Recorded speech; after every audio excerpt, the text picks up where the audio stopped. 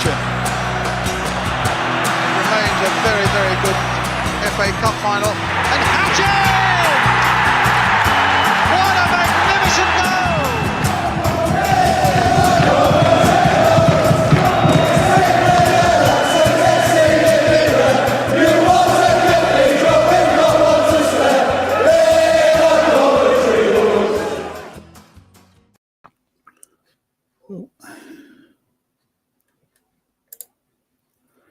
Good evening, everyone, and welcome to Tuesday night's the All Things Sky Blue debate show, where we'll be talking about our playoff chances ahead of the 2024-2025 season. Our show is sponsored by Wright Steel Fabrications, even for all your fabrication needs around Coventry and the West Midlands area, or anywhere really, but primarily will be Coventry, the West Midlands. We're also sponsored by, or shall I say, partnered by the Sky Blue Tavern, and also we are also in association with Coventry City Ladies FC. So tonight, as I say, we'll talk about our playoff chances. I've got three guests with me. I'm going to bring on our first guest, who always is not shy of an opinion or two. Even more so, he's got his own show called In My Opinion. And here he is, Mr. Stuart Rendall. Stuart, how are we doing? I'm very well, thank you. How are you? Yeah, good, thanks. Yeah, not too bad, thank you. It feels weird not being the host, but yeah. Yeah, I know.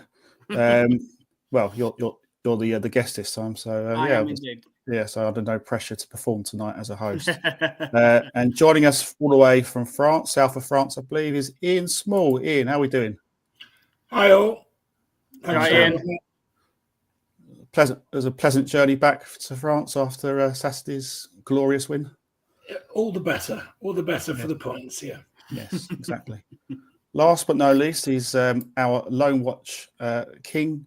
He's got excellent knowledge of Coventry City Football Club and many other things. Cameron Cairns. Cameron, good to have you on. How are we doing? Evening, mate. I'm good. How are you, buddy? Yeah, very well, thank you. It's good to have you on. So let's start by talking about our current situation in the Championship. Coventry City, 5th place now in the Championship with 59 points. All 8 games to go, so all to play for. And let's go start with you, Stuart. Can we get in the playoffs is the debate, and what's your answer to that question? Oh God, I wish I had the right answer, because it would be yes. But yeah, look, we're in a good position. It's in our hands. It's for us to lose, really. And I feel that performances like Saturday are going to go a long, long way to cementing our place in that playoff position. So, yeah, we can do it, most definitely. And I'm sure if the stars collide, that we will stay there and it will be fine. Yeah. Ian, I mean, same question to you. I guess last Saturday's probably been the standout performance of the Lampard reign, but how do you sort of assess Lampard in general as Coventry manager? What do you think he's done that maybe Mark Robins hasn't done, apart from winning games, obviously? I think Frank and his team, because obviously he's brought two assistants with him, have brought a level of coaching that we haven't seen. When you get players like Jamie Allen, having played 3 or 4 games a couple of months ago, dropped, came on Saturday and played an outstanding game, slightly different to his normal role.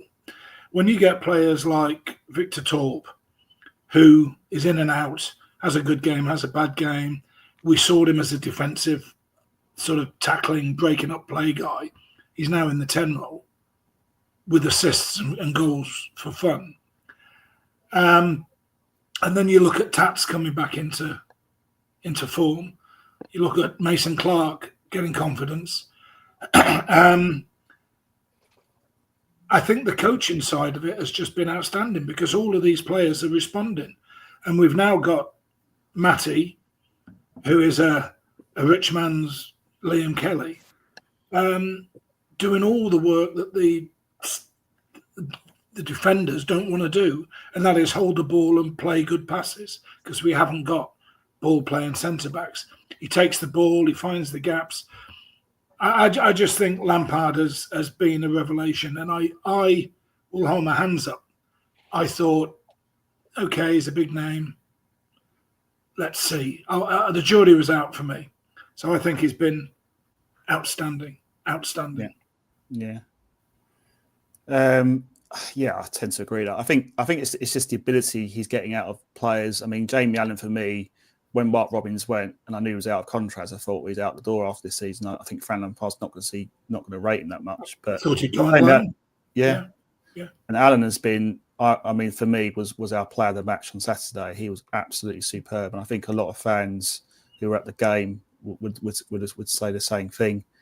Cameron, do you have confidence? I mean, obviously we had a disappointing result at his derby before the Sunderland game, but since that, are you feeling like confident we can get the playoffs? Obviously, with Sheffield United and Burnley on the horizon, do you think it's a good opportunity to, send a message to the division that we mean business? Yeah, 100%. After the derby, I still wasn't too concerned. I know that the Championship can freaky results. A few days before, Portsmouth had beaten Leeds. It was just about how we respond to that, and boy, we responded brilliantly. Sunderland, they're fourth in the league for a reason. They've been brilliant. And to go to the game, play out of our skin, and just not let them have a sniff, it was a credit to the boys. And I want to give more for Lampard, because there was a period where we lost Mason Clark, we lost Tatsu, which forced a system change, and we didn't let that phase us. And we, in fact, were motivated because the start of this great run was when we were using a three at the back formation, which has been adapted back to a back four. So I think that just depends to Frank Lampard and the coaching staff on their tactical prowess. Yeah, I think also it's just the fact that no disrespect to Mark Robins, Frank Lampard was a great player, and I think players would instantly take respect to him because of the career he had as a footballer. He was a fantastic player. Obviously, he's won Champions League, he's won Premier League, so he knows what it takes to be as successful. And I think it's clear to me that the backroom staff also works well in tandem. And I think my personal thing of Robins was he was a legend. He did a fantastic job, but I felt that once AD and Dennis went, that our results kind of suffered as a result of that, and obviously that led to him going. I'm just going to have a few comments here from our audience. Glenn, good evening, Glenn. Stuart, he's asking, do you think this current team is better than the side that got to the playoffs a couple of seasons back? What's your views on that? I think collectively, yes, they are. Our playoff team really was dependent on two players that dragged us there in Vic and Hamer, where I think this is very much more not a together team, because the team that got to the playoffs were together, but in terms of, they all at the moment add value, and Ian and Cam, hit it probably the nail right on the head with the level of coaching that's come in and the improvements that Lampard has made. Because, I think it was Ian mentioned about Mason Clark, and Radoni's stepped up. Eccles has stepped up slightly. Kitchen was pretty much out the door in January, and all of a sudden is one of the first names on the team sheet. De Silva, for all of his faults that he's had, in recent games and things like that, Saturday, you couldn't really fault him, to be fair. He won challenges, he won headers. I don't think Sunderland necessarily targeted him as much as other teams have done in the past. So that may have helped his cause slightly. But he's still got to do there and do his job. And just the level of coaching, and Blackburn away for me was just show the level of how good Lampard is, just because we started off with a back three, and then we're under the cosh in the second half. He changed it to a back five, weathered the storm, and then changed it again. And I think we may have gone and had a couple of more chances afterwards. So I think that shows the level of knowledge and aptitude that Lampard's got. But back to your question, I think collectively, I think it is a better side. I think Grimes, for me, when we first signed Grimes, his cameo against Leeds was just phenomenal. Yes, he's had the odd game where he hasn't been brilliant, but again, what he does, he just brings a level head. And I think in our playoff year, we missed a Grimes personally for how good Sheaf was and how good Hamer was. I think we still missed a Matty Grimes. So I think he is going to be a massive difference maker in how far we go this year. Yeah, I mean, my personal thought on this answer to this question is, I think we've got a better, we've got more options going forward offensively. If we have a couple of injuries, I think this 2 seasons ago, if a Hamer or a Vitsi got injured, I felt we were the backup players weren't as good. But yeah. I would say this squad there's more options, there's more competition for places. I think where the squad 2 seasons ago was better for me was defensively. I feel we were a better side then. Look at statistically, we kept, I think, 20 odd clean sheets, I think, in that season. I think this season we've only kept about 8 clean sheets. So I think if there's one area I'd say I feel this squad needs to improve on is our defence. Like how we played Saturday was to me like a template of how we need to play for the remaining 8 games. Ian, what's your views on sort of 2 seasons ago versus this season's side? Which side do you think is? I agree with you, Mark. As a team, as an 11, I think we're stronger. Until Saturday, we didn't have a striker. Haji was knocking a few goals in before his injury, and that was promising. But if he's honest with himself, he wasn't in the best of form. He was getting goals, but he wasn't setting the place alight. What I saw on Saturday was probably the most important component of us going up or not, or getting to the playoffs or not. And that is that he was, like he was against Oxford, unplayable. O'Nien is not a bad centre-half. No. The other lad who came from Mepham. Chris Mepham. They're not 19-year-old loanees. No. From Man City. They're good players. Yeah. They couldn't touch him. So that for me was huge. And in midfield, we haven't got a Gus, but I think we've got 3 players, any 3 of 5 players that gel nicely. So I think overall, I think we're stronger as a squad. Yeah. Which team do you enjoy watching more, Cameron, this team or 2 seasons ago? That's a tough question.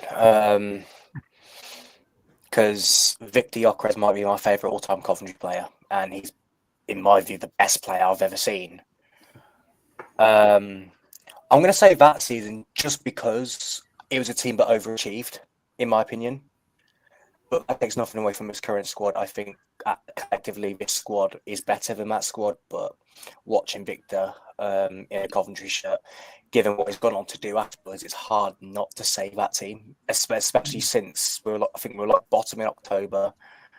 We didn't even have a pitch at the start of the season, and then we almost got promoted. It was quite really not an underdog story, which I think would have got more publicity had we beaten Luton. Yeah. Can I just... I do agree with Cam slightly, because obviously this is a debate show, so let's get a debate going. Come on then. Let's see you. So I agree, Cameron, wholeheartedly, with, Vic was just, phenomenal for us. Do you think that you would still have the same view if he had went on and did what Akpom did, and that's not a great deal? Do you still have do you think that I know it's hard to do because we know what Vic's gone on to do, but would you have the same view if he'd done an Akpom and not really did anything for Sporting and he wasn't being touted at all these other clubs? That's a fair argument. That's a fair argument. I think I'm still with absolute fondness because just the context of the season, like November time, we looked like we were in real trouble. So to turn it around that quickly, it still has fond memories just because of how unlikely it was. But yeah, I do think say if Jokerit doesn't go on to have the success he's had in Lisbon, maybe it's close. I think it was close anyway, but definitely it would be closer, and it might sway my opinion a little bit. But honestly, there is not much to separate them. Yeah. Right. Another question from Ben. This is another sort of debate question about the next game. Now, I'm guessing Sheaf won't be fit, but if Redoni is fit, which I'm guessing he will be for Sheffield United, does he get back in the side? We'll go with Ian. No, that side on Saturday, all 11 deserve to keep the shirt. I don't think you just... Redoni, I think, is a player of the season. I think he's magnificent. But you don't drop any of those lads just because your star's fit. You might come on for 30 minutes if the legs are going. We're going to have to work really, really hard against the Blades. So Jamie Allen might run out of steam. He didn't Saturday, but he might. No, I'm 100% clear on that. I love Jack Redoni. I think he's been a revelation, but you can't drop any of those 11 unless they're carrying a niggle. Yeah. I mean, for me, it's a tough question. I think the only play you could say you leave out is Torp, but then Torp provided a couple of assists, didn't he, in that game? So it'd be very unfair on Torp. But Jack Redoni is arguably our best player. I'm probably edging towards your view, Ian, and so I'm going to keep it the same 11 and give another go. And his injury, unless they've done a lot of really, really good physio with him and they've done a scan and it's not that bad. Brian Robson, there were several other players who had the same injury. They had to have it pinned at the end because it keeps popping. So it's a big risk to play him. Yeah, and we've got 8 games to go. I think he's a very good asset to have to substitute. But this is where we are as a football club now, isn't it? We're talking. We've got a really strong bench now. I remember a few seasons ago we had a really weak bench, and now we've got plenty of players. If a couple of players get injured, obviously Ben Sheaf, who hasn't really featured that much, is arguably one of our best players last season. So he's had a poor season this year by his standards. So I don't see him getting back in the team anytime soon. Even if he's fit, I think you're right. He's on the bench. Yeah, I don't see Sheaf coming into the team anytime soon. If you're Frank Lampard, Stuart, you having Redoni back for Sheffield United? Yeah. In a word, yeah. I'm here for a debate. So this is called for debate. So debate along. But no, look. I agree with Ian. It's very hard to take anybody out the side, but you can't. A couple of weeks ago we were saying, who comes in for Redoni, Grimes, and Eccles, and everybody was saying, well, Eccles has got to come out the side to bring in Torp or somebody else. Because he's been player of the season so far, and he is such a threat. I think it's got to. For me, it would be for Allen, and if Redoni's fit, for me he starts, and there's no other questions for me really about it. He's brilliant. He holds the ball up well. I think he can do what Jamie Allen did. It's just whether his shoulder will be able to sustain a shoulder barge and then go to the floor kind of thing. Is it going to likely pop out again? If you've got any questions or any doubts, then no, he doesn't. You stick with the same team. But yeah, for me, you bring your best player back. Yeah. Yeah, I guess one of the other things with Redoni is his set pieces are really second to none.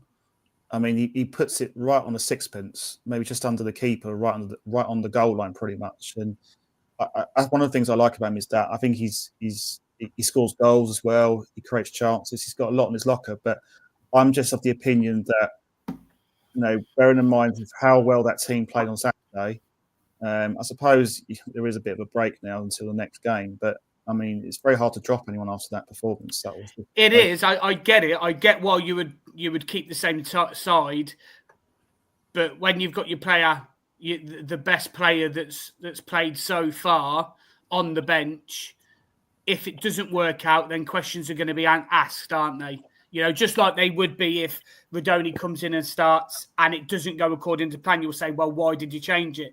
It's the same questions that we had when Mark Robbins was in charge, and you know, why was he changing this and why was he changing that? And it didn't work and it cost him, you know. But I think Lampard, you know, with what I've seen of Lampard so far, you know, he looks at games and he looks at teams and he sets up the way he feels that he needs to set up. And I don't think it's afraid if he has to go to a back three or a back five or whatever you want to, you know, or a 4-3-3. We know he's preferred and that's fine, but I don't think he's worried about changing if he needs to. So I think it's going to be horses for courses.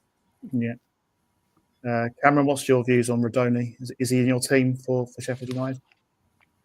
If his shoulder is good to go, then I don't see why not. I understand the other side of the coin as well, because Talk's been brilliant. Alan was brilliant on Saturday. So if you drop one of them, you'll definitely be doing one of them really dirty.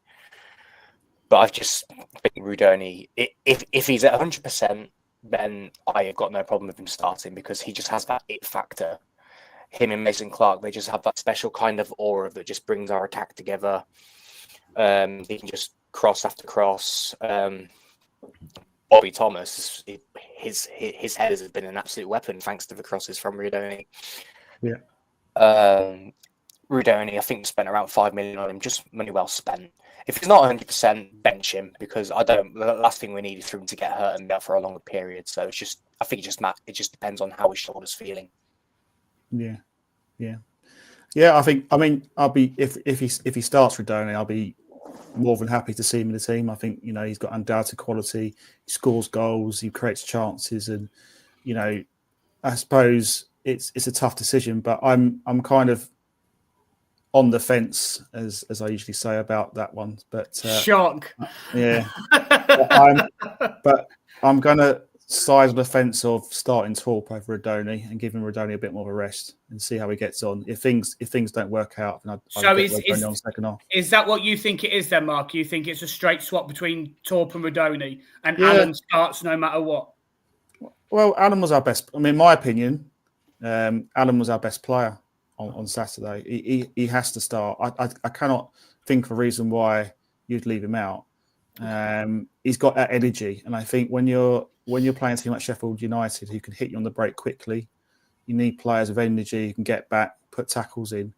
And Alan's your man. I wouldn't have Eccles anywhere near this team at the moment. I don't think he's done anything to warrant getting back in the side. Alan for me should be starting for the foreseeable, really, alongside Grimes and probably Talk in that middle three. Is my view.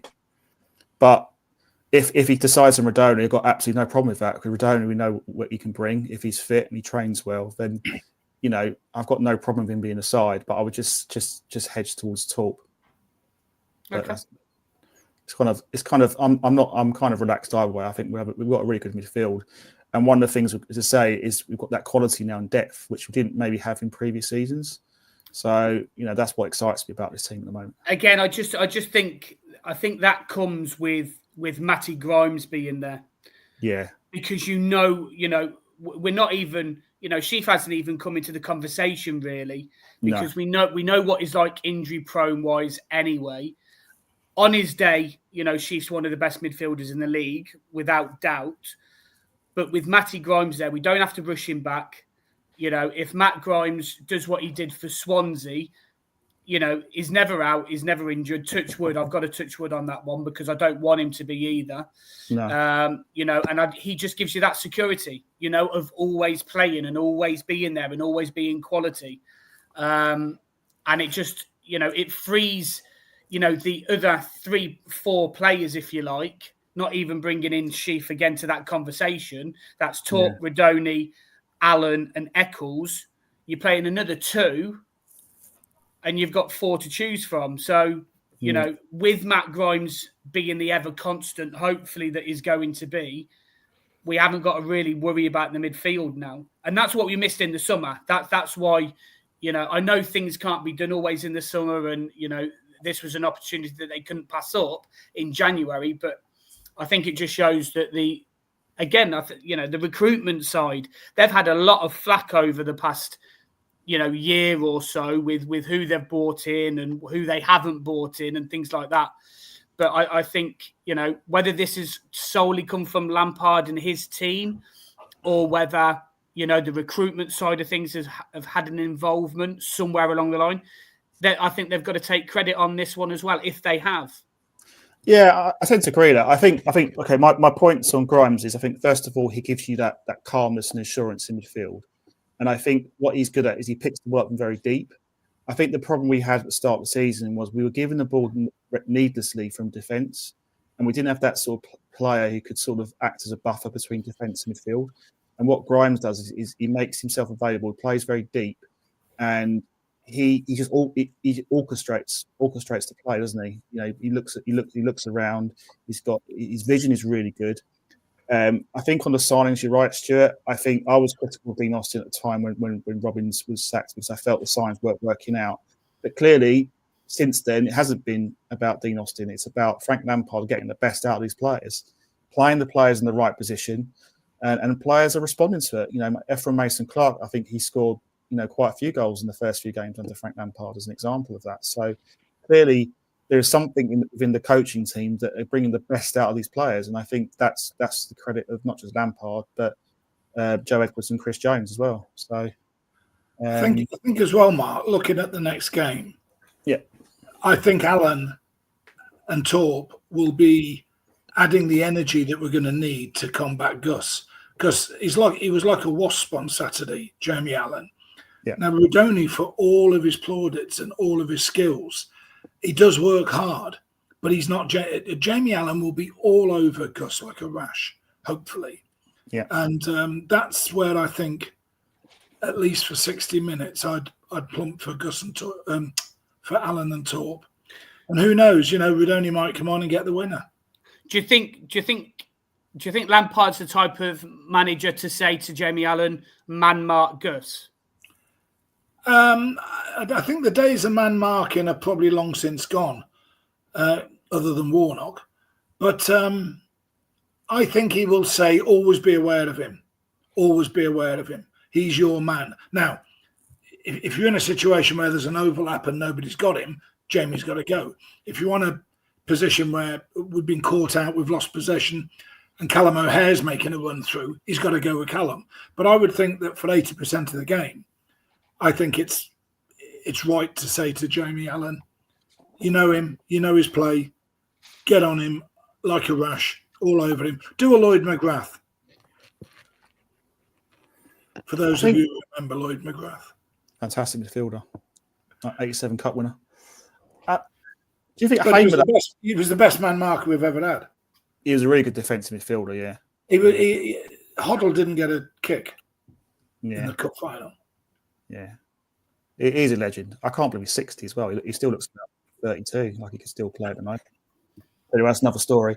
I think Hamer, though, does he not play more of a wide position for Sheffield United? I mean, he was operating more wide. He was central last week in the derby. And the commentators made the point that Chris Wilder wants him in the centre. Yeah. And he was pinging the passes around. And one of the commentators said that's one of the reasons he wants Hamer in a central role. Yeah. Yeah. No, I agree with you. I think Alan. Anyone disagree with Alan not being the team for this game? Stuart, do you want to debate about that one? Look, like I said before, I think if Jamie Allen started, I wouldn't necessarily see anything wrong with it, because the Sunderland game was just so good. Really, it's definitely the best. You mentioned at the start of the show, it was definitely the best performance under Lampard by a mile, and a country mile as well. But I just think if Rudoni's fit, like Cam said a minute ago, if Rudoni's fit and there's no issues, for me, Rudoni starts. He's probably the best player, or at least up there with one of them. So yeah, for me, Jamie Allen probably comes out and Radoni comes in, but I wouldn't be worried if he did keep the same side because I think it's deserved. Yeah, fair enough. I've read out a couple more comments from our audience. Thank you for comments. Please keep them coming in. Paul Twister, Super Frank is a born winner. High expectations, and we'll change the side according to our strengths and who we're playing. The defeat to Derby was a massive overreaction by some. He's been a brilliant appointment and has taken us up. Well, I think it's definitely a brilliant appointment, and fingers crossed he will be taking us up. Question here from your average COV fan about Haji Wright.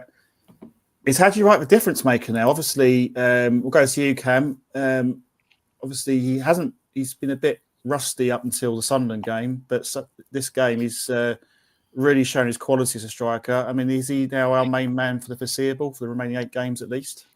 If we get, I think he's been a difference maker since he's got here. Really, performances. He's had some good ones. He's had some where he's not been at his best. But if there's a game that's 5 minutes where you need a goal, Haji Wright usually gets them.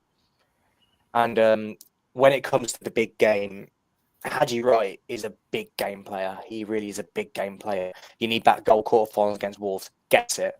Penalty to take it to extra time. Scores it. Scores penalty in penalty shootout. Scores it. His brace against Oxford to win the game. Scores it. Like he's that player. If there's a fine margin, he's going to pick he's going to pick up those points. So yes, I think he is the difference maker. I've been a fan of Sims, but the goals have not been there. Haji Wright still score goals on his off days, and I think that's the difference. Yeah, I think Stuart with Haji Wright, it's the quality of the goals he's scoring. I mean, take the Sunderland game, fantastic shot with his left foot for the first one, and that second one, that lovely little dink over the keeper was just for me a Premier League level finish. I mean, I think Ellis Sims, in fairness, I know he hasn't got the goals he'd wanted, but I think he's done a lot of good work off the ball. With his movement, bringing people to play. I suppose the argument would be that he's just not getting the goals that maybe he should be getting. Would that be a fair comment? Yes, it would. You take the first goal that Haji Wright scored, for instance. I don't think Sims scores that if he's in the same position. He may have scuffed it, or it might have been a little bit weaker. But yeah. Yeah, Haji is definitely at the minute the difference maker, and it was chalk and cheese. I went to Derby, and he couldn't trap a ball. It was an awful performance. Granted, he was on the left hand side. People will know by if they listen to me often enough, they'll know that I don't like him on that left hand side, and I always wanted him through the middle.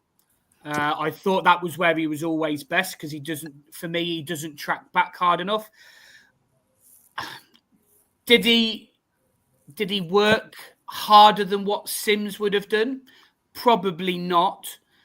But when you've got that quality of finishing, because I think he is now probably the best finisher we've got at the club. Yeah. I think that just adds extra value to warrant being on that pitch. So, yeah, I still think he can work harder, but I want everybody to work as hard as they possibly can. But putting him up there as a number 9, for me, that's where I've wanted him ever since he came in. I know he scored goals over to the left, and that's brilliant. But again, it's his work rate off the ball and closing men down that kind of let him down. So, yeah, number 9. All day for me, and when he's in that, I think the performance that Haji showed on Saturday is the level that he needs to stick to, and everybody has to come up to his level, and that's including Sims, Asante, Bissett. Don't care who it is, whoever goes on that number 9 position has to do what he did on Saturday because he was brilliant. And you mentioned it that Jamie Allen was your man of the match on Saturday. Haji Wright only eclipsed it by scoring the hat-trick. If he hadn't, Jamie Allen would have been man of the match on Saturday as well for me. Yeah. Do you think, Ian, that the fact that Haji Wright that Lampard played Haji Wright as a striker rather than wide on the left. Do you think that was the admittance possibly that he may have got that decision wrong in the Derby game, that he was playing in the wrong position? Do you think possibly? I think it was a brave decision to play him down the middle, but I think, as Stuart said, it was absolutely the right one. He's hopeless at tracking back. I agree with Stuart on that. But here's an interesting stat for you on Ellis Sims. 2013 minutes played, 30 successful layoffs. That's one layoff every 67 minutes. If he's not scoring goals, he's not laying them off, he's not linking up play. So what is he doing? I'm, people who know me know my views on Ellis Sims, and nothing pleased me more than seeing Haji down the middle, banging a hat trick. And I just looked at my son Reece and said, we've got a chance now. Yeah. Because we've been limping along with no real forwards. Asante scores a worldie and then scuffs two. Ellis Sims, the goalkeeper, drops one on his feet and he gets the winner. Fantastic. He ran after it, fair enough. But he doesn't score, as Stuart said, he doesn't score the goals that you need from a centre forward. Haji Wright has been out for 4 months and he's still on the same level of goals as Sims. He's got more goals now. He's got more. He's on 10 now. He's on now, yeah, but I meant before. Oh, at the time, sorry. Yeah. 7 and 7. That tells you something about the output. And I think you always measure forwards by the goals and assists. And if Cyril Regis, the most he ever scored for us one season, I think, was 12 or 14 goals. But Terry Gibson will tell you he made half of his goals. Cyril made half of his goals with proper assists. So what do they call it these days? Goal contributions or something. They've got to think of a phrase, haven't they? Yeah, that's right. But Ellis doesn't do it. And you know what? Haji Wright won headers. I only counted twice that he lost possession or was tackled. He held the ball up. And his first touch, he can move away from a centre-half as he traps it. Whereas, sadly, Ellis and Asante need 2 or 3 touches to get it under control. If you look at that first goal again, the ball through from Torp, move the ball with his first touch away from this centre-half. And the centre-half was flat-footed. And he thought, he's gone. Yeah. He stayed with him, but he passed him. And that just gave him the gap.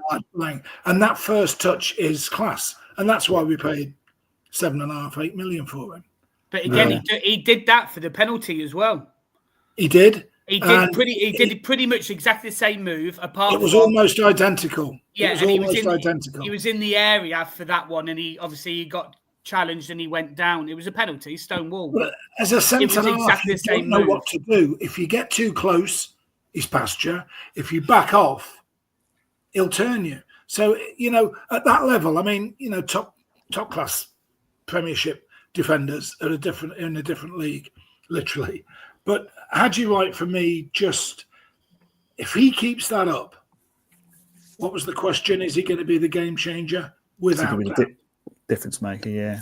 Without doubt. Yeah. I think it was I think Stuart alluded to earlier, it's almost like a chalk and cheese between Derby and Saturday. Oh, yeah, massive. You look at, I mean, the thing that frustrated me about Haji Wright, and I watched the Derby game, was a couple of times the crosses came in and he wasn't aggressive enough. He was almost like he just let the defenders head it away for a corner. I want to see my strikers attacking the ball and try and head it to the net. We're 2-0 down. We've got to pray everything and try and get something out of that game. I just thought it was just too nice, but Saturday was unbelievable. I mean, when you're the number 9, it's your responsibility. When he plays with Sims, I don't think he knows who's going for what. Yeah. I don't think they link up that well. When you're playing down the middle, as Stuart said, it's your responsibility. Yeah, you've got Sakamoto and Mason Clark on the outside of you. You've got Torp and Allen supporting you. But you're the main man. I think against Derby, I don't think he was fully functioning against Derby either. He was passing balls into touch. As Stuart said, he was on the left. And at that level, at that level of fitness, you've got to be on it. You've got to be 100%. Yeah. And if you're only 80, 85%, it shows. Yeah. I think because there were questions that whether he should have come off, at all. Obviously, he stayed on for the whole 90, and I think Frank alluded to it early on in his reign with us that with players they've got to go past a certain point to get the minutes in their legs to keep them going. And I think that's exactly for Derby. That's exactly what he did.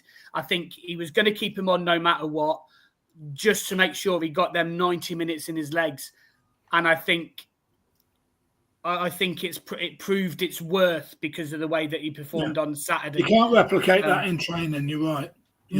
And you've got to go through that certain point. When people are doing marathons and just training for marathons, you've got to go that extra bit, even if it's a mile, just to get them extra minutes in your legs and that extra mile in your legs to get your legs feeling what it's about and your body about what that extra mile feels like. And then every day you add that extra mile on. And I think it's exactly what he did against Derby. I don't think he would have ever come off against Derby, no matter how poor he was playing, because he played poor anyway. But I just think he was going to give the minutes in his legs, and he was going to just play the whole 90. And like I said, I think it just shows on Saturday why he did it, and is warranted in his decision.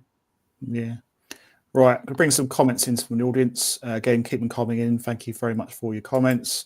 Harry Chataway said that it was De Silva's best game by a distance for us on Saturday. I tend to agree with that. I thought De Silva was outstanding, and I think personally I'd like to see him start for Sheffield United, unless anyone's got a different opinion to that. Anyone have got opinion on De Silva? Cameron, let's hear from you. What do you think about De Silva?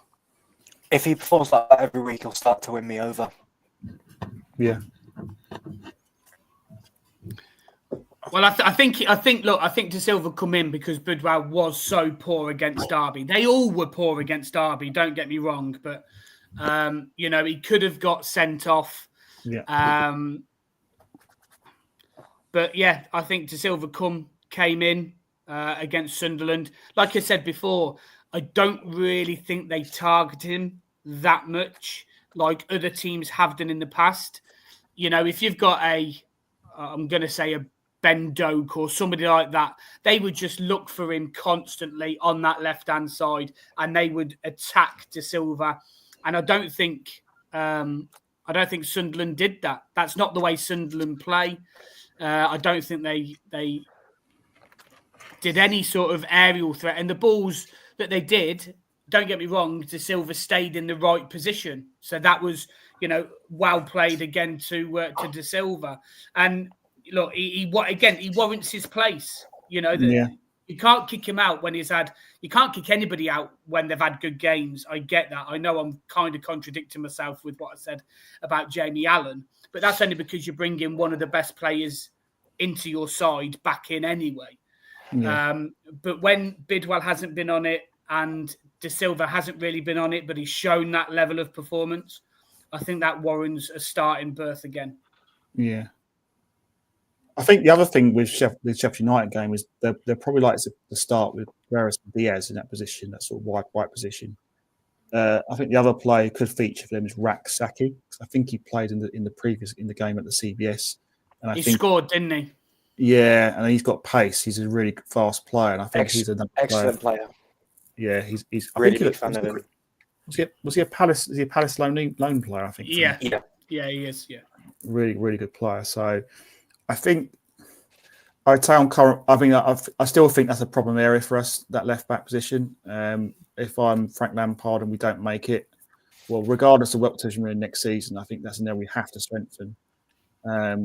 Alongside a right back. I mean, I've got a question here. Now, this is a good debate question. I think I just found it from Jeff about if the worst happens, we don't make the playoffs, which three players are most likely to be out the door. His pick is MVE, Sheath, and Wright. We'll go to you. And what's your view on that? Yeah, if we don't go up, I think Milan's gone because I think I think it's a matter of time with him. Like, it's quite obvious when he signed it was a stepping stone, playing the Championship for a couple of seasons to get used to the English game. and move up to the top flight, whether that's the Premier League itself or if that's another top flight.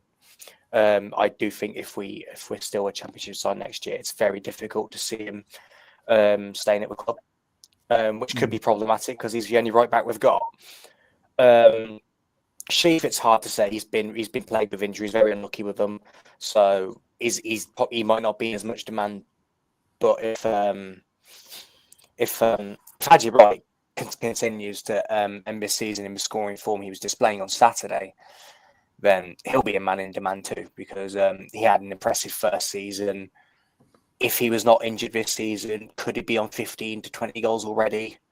So yeah, but they could all be gone. But I think the one I think would be a foregone conclusion would be Milan. Yeah. Ian, what's your views if the worst happens, we don't make it this season for the Premier League to Plymouth Land? It's a tough one because Sheaf's contract has only got, at the end of the season, he'll only have a year left. So unless he signs a new deal, he'll be gone. A bit like the Gus situation. You can't keep him and let him go for nothing at the end of the following year. Sure. I think Frank will have a clear out of some of the underperformers. So I think if he can get money for Asante, Sims, De Silva, even Eccles might go to Stoke. I know how much Robbins likes him. You know, if you can get 3 or 4 players out the door, especially as Sims is on 25 grand a week, reportedly, you might be able to get 8 to 10 million for them. And if you can talk Haji Wright into staying just one more year and say, look, if we don't get promoted next year, I'll let you go, as he did with Vic, as he did with Gus. I don't think we need to sell. But the thing is, most of the money's gone. The 10 million profit we had in the last accounts has gone on, Dovin, Rudy, Grimes, and there's one more. Set, was it? Yeah. So Yeah. probably 10 million. That 10 million's gone. So we're not sitting on a pot of 10 million that we can spend. I'd hate to see Milan go, but Cameron's right. He's a cut above. It's just different class, really. That gives you that pace as well. He's He's best a lovely footballer as well, and a great character, I think. Well, but again, has he got 2 years left in his contract though, Milan? So the power's with us, because we can just turn around and say, well, we can demand a larger fee for him. I'm just thinking from a positive point of view. It's not like Milan's. I'm pretty sure him and Haji Wright signed a 4-year contract when they joined us. I mean, ideally, you'd say to Milan and Wright, stay, give us your all. We're going to buy XYZ players next season. We've bought Matty in. We've got Jack Rodoni. Here are the 2 players we're going to bring in the summer. If those players genuinely believe that we've got a promotion hope, they might stay.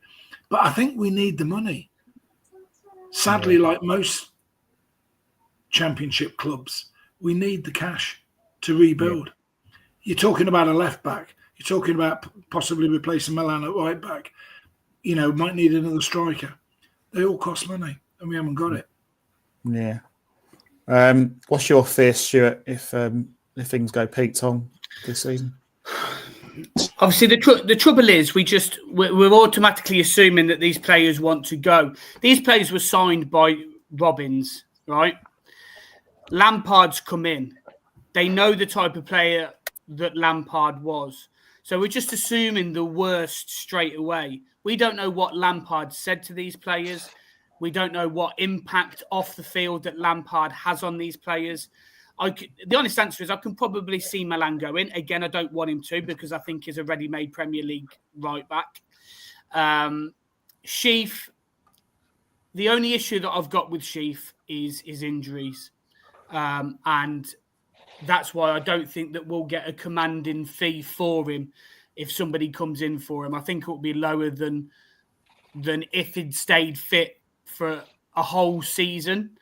And Haji Wright, again, he has his off days, so you just don't know what Lampard's saying. He might offer these guys at the end of the year an extra year or an extra 2 years to try and entice them to stay, even if that means giving them a little bit more money on their wages. That's what we've got to do. Whether we've got a wage structure or not, I don't know.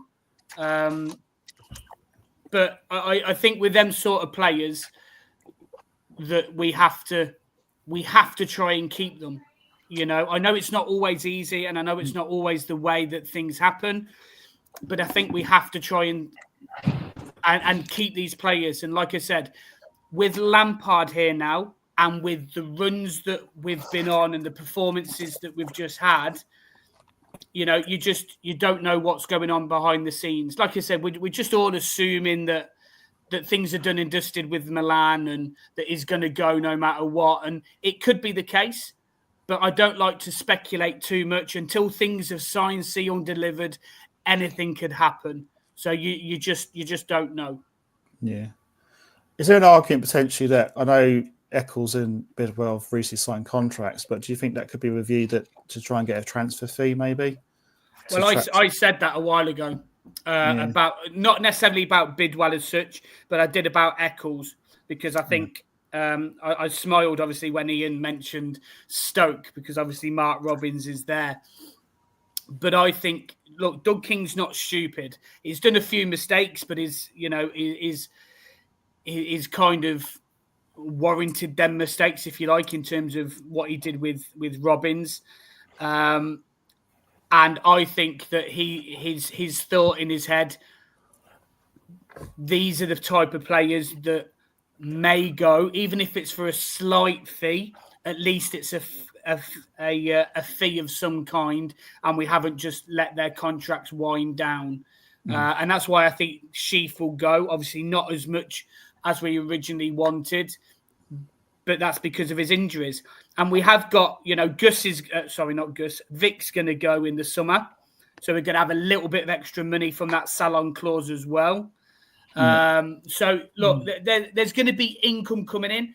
If you look at the Brentford model, to get them into the Premier League, they sold Watkins, and then they bought in Ivan Toney, and it worked out for them. I think they sold somebody else as well to get money in as well. Ben Rama. Ben Rama, thank you.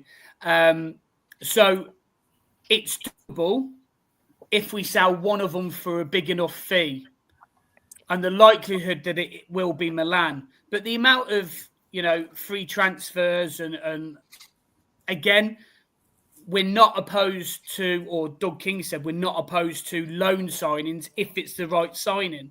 So I'm sure that Lampard will look at that, and he'll look at a right back. Is getting on a little bit now, but I've thought for a while, Ben Chilwell for a left back. There might be somebody like that. He's going to be coming up possibly for sale soon, or at least a loan. If Crystal Palace don't want to do anything with that, there might be a possibility that Lamp goes back in for. He knows Chilwell. He played him.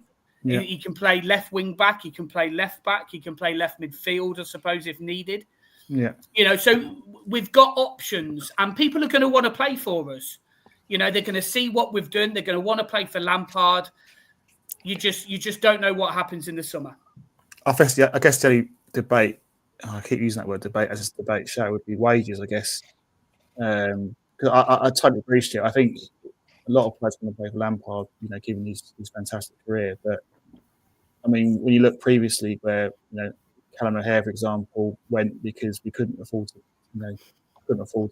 pay his wages, or Gus Hamer, I think that will miss him as well. That's the only slight concern I've got is, and Doug, to be fair to Doug King, he has to be sensible with that side as well, because you don't want to get back into the times where we're in debt. So that's the only thing. Well, you look at recent history.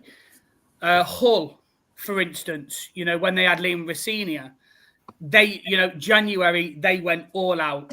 They absolutely spent loads. Now you look at the trouble that they're in now. They got rid of Liam Rosenior.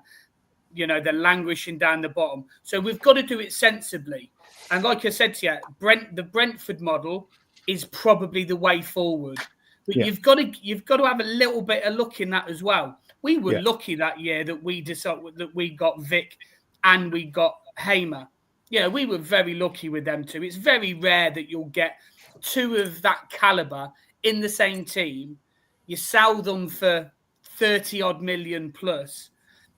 You know, it doesn't always work that way. Normally, you lose money on players. It's very rare that you find, you know, one gem, let alone two that can set you up for a season or 2 seasons, you know? So,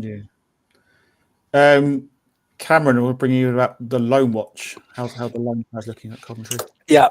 In case anybody has missed the recent news about Kai Andrews or space on Sunday, he'd been impressing online at Motherwell, including a blinding performance at Ibrox, which is that's a big feat, because even top players have gone to Ibrox and they've just run away scared.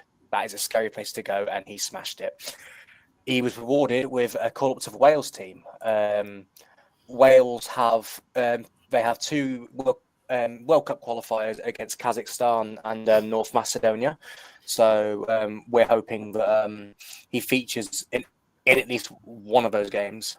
That'd be a great experience for him. Craig Bellamy did allude to the Welsh midfield needing a bit of quality, and it looks like he's turning to youth. He praised the confidence that he seems to carry, the fact he's embraced going to Scotland, which is not easy to do when you're a youngster. One of Andrew's biggest strengths has been his physicality. He loves getting physical, which is what you need to do in Scotland. That's what you need to do in Scotland. He does that really well. There's some aspects of his game where he needs to maybe work on decision making. It's questionable at times. His technical side of things needs a bit of refinement, but that will come with development. I think the fact he's already been selected for Wales is 18, 19 years old. It just shows the potential that he really has. And if we're not promoted, I wouldn't rule him out being involved in the squad next year.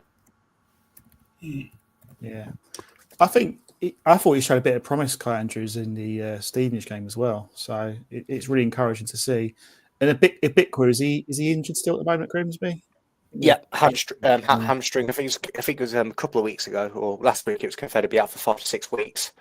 Yeah, which was a shame, because he was getting his form back, and then he had a car accident, which thankfully no serious injuries, but he came back. I think he came back, but he looked off the pace, and I think he aggravated another injury. He's out for 5 or 6 weeks, but he should be back before the end of the season, which is going to be crucial for Grimsby, because they've lost a couple of games now. So for their playoff, and him coming back would definitely be a boost for them. And it's a shame, because Trinidad and Tobago had a few internationals, because he's actually a Trinidad and Tobago international. So that's international opportunities taken away from him. So hopefully he's back soon and smashing it, because I've got high hopes on Abiquiu. Yeah. I think he's got really good promise. Aidan Dausch, how's he getting on at St Albans? I believe is that hamstring injury for him as well. Last Monday he came off injured, which is a shame, because I think he made 9 appearances, scored twice. He started all of those games, so that goes to show that St Albans, they really liked him. They're in a bit of a relegation scrap, but he's been impressive. It's his first loan, a demanding league, and the National League South's been a highly competitive league. There's 8 teams fighting for the title, so there's a lot of good teams at that level. I read he was out for the rest of the season. It's quite a bad tear, isn't it?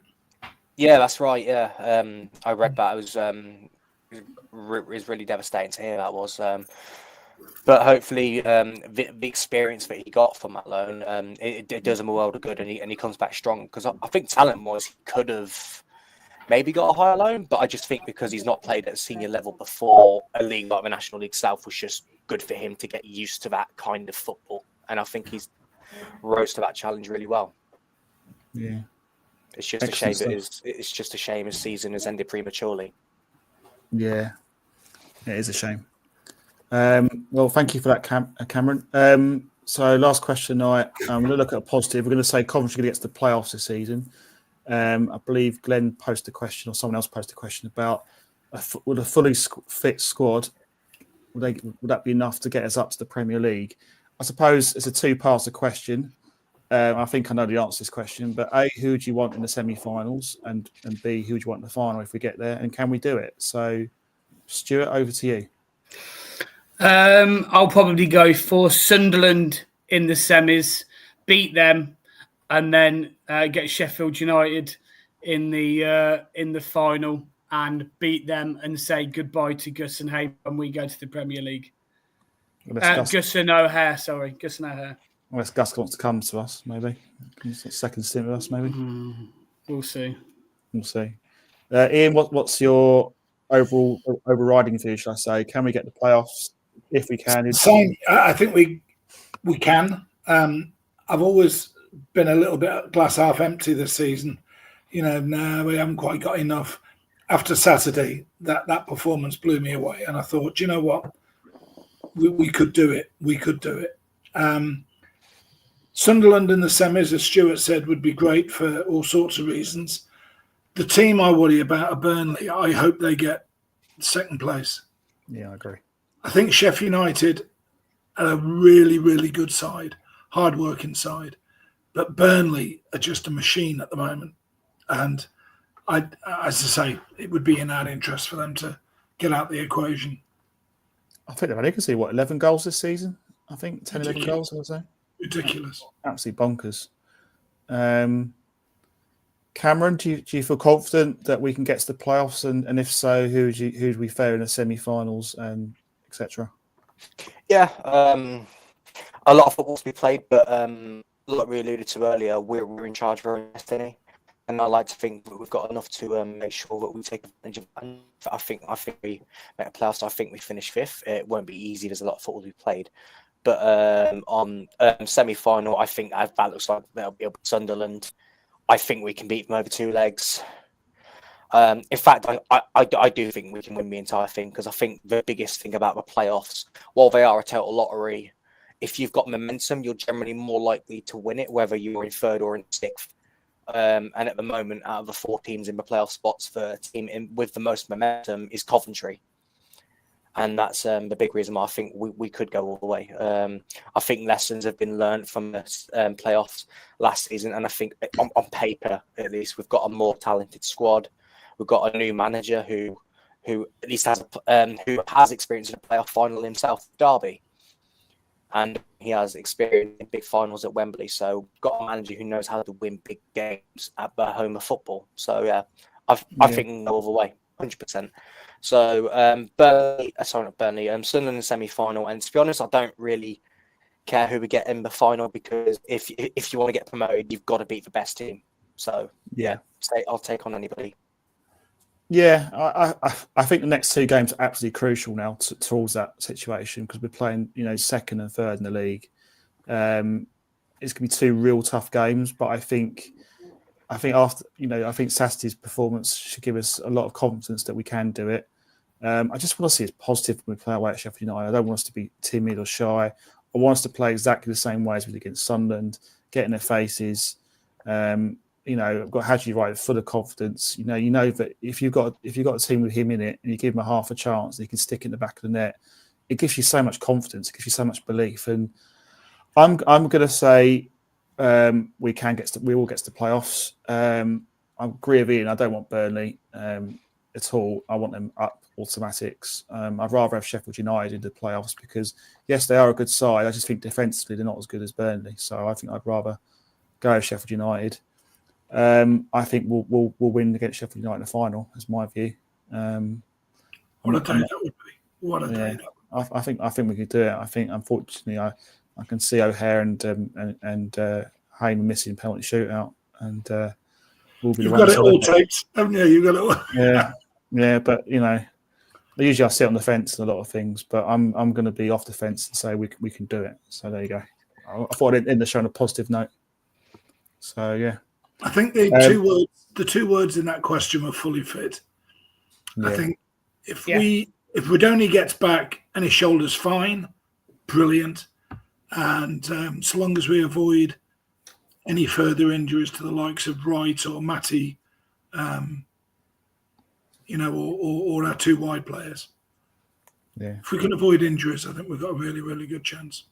Yeah. I just don't want Burnley. I just think they're such a good side defensively. They're boring to watch, but they're blooming effective. And then the other thing, I think it's a massive opportunity to get promoted this season, because when you look at the Championship generally, I'd say there's 4 very good sides, and you could say 5, including ourselves. But the rest of the league is fairly mediocre, in my opinion. I don't think we're as, and obviously the league table shows you that. But if I look at next season, you're going to have Leicester, Southampton, Ipswich coming down, Birmingham going to come up from League One. I think it's going to be a really strong Championship next year. I think the quality will be quite good. So I think it's really important that we could seize this opportunity. I know realistically we could, we need to strengthen a lot of areas to be a side that could stay in the Premier League. It's a massive ask if we are fortunate to get to the promised land. But it's an opportunity we've got to try and take, because you just don't know when it's going to happen again. Financially as a club will be in a much better place. You never know. We might even be owning the CBS Arena.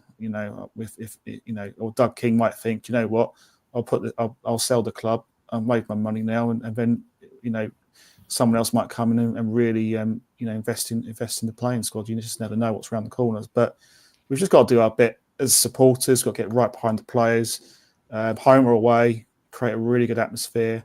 And to be fair, we as supporters have been fantastic generally this season. So I think it's all going to be. I really feel we can do it this season. I'm going to feel confident and say we can do it. I know I'm going to open a can of worms probably here, and this could probably go on for another hour or so. But would you want Doug King to sell the club if that happened? Well, it just depends who wants to buy it, I think, first and foremost, doesn't it? And if he's got the right interest in the club at heart. I think the first thing I would say is the ground situation. I think it'd be nice to be in a situation where we own our ground. The money that's coming in through food and drink and whatever, and other events that the club hosts, why can't the money come to us? That's I get that, but the question I asked was, would you want Doug King to sell the club? But the answer depends on who we sell it to. Yeah, be careful what you wish for. You might just get it, and it might not be good. You might have somebody, the Glaziers, and then Jim Radcliffe, and would you want that type of scenario, or for all of Doug's faults, would you want him to try and keep the club? Yeah, I understand the point you're making. I think Doug King has done an incredible job. I think overall he's done a really good job. Certainly an 8.5 out of 10 job, I would say. But the club shouldn't stand still, in my opinion. If we get some of real investment, you can invest and get some quality players into the team and manage the club sustainably. Then why would you not consider that option? But surely that's what Doug King's doing, isn't it? Yeah, he is. Why would you risk? But then why would you risk wanting him to sell and having a Man United owner, or an Everton owner, or the I'm not saying that he cares, but I think he would care more than what somebody like that would do. I'm not saying that Doug King's doing a bad job. I should say I think he's doing an excellent job as a club. But when you're talking a few minutes ago about if we don't go up, or are we looking at selling players? I want a chairman who can try and keep our best players, and I just don't know if that will happen with Doug.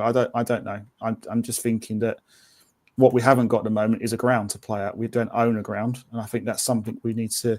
That's a situation. Okay, we've still got quite a few years left. I think we've got about 7-8 years left, lease-wise, on the CBS. But it'd be nice to have a situation in the future where we could look at own a ground. That's just my view. I'm not sure that will happen with Doug King. Okay. It's called the debate show for a reason, Mark. Yeah. And again, I think that's a score draw. So, yeah. I'm going to wrap up tonight's show. Doug, Cameron, do you want to say anything more? Sorry, I'll cut you up. It is the score draw 1-1, your favourite scoreline. Yeah, it is my favourite scoreline. I love it. Well, I want to wrap up tonight's show. Ian's gone, but thanks, Stuart. Thanks, Cam, and obviously thanks, Ian. Thanks, everyone, for all your comments tonight. Hope you've enjoyed the debate show about the season. Please like and subscribe to our channel on YouTube, Instagram, Facebook, and also all our podcast channels on Spotify, Apple Podcasts, etc., etc. I think our next show, Stuart, if I'm not wrong, is the X show on a Sunday, I believe. We got a show this week? Yeah. On Twitter or X, we've got the what's the word I'm looking for?